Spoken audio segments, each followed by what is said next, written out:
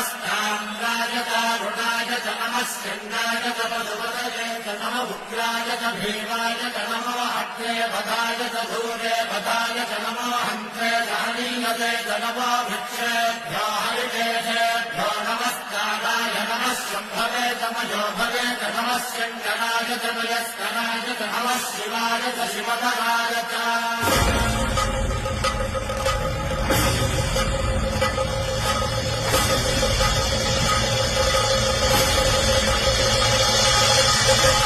अंड ब्रह्मांड कोटि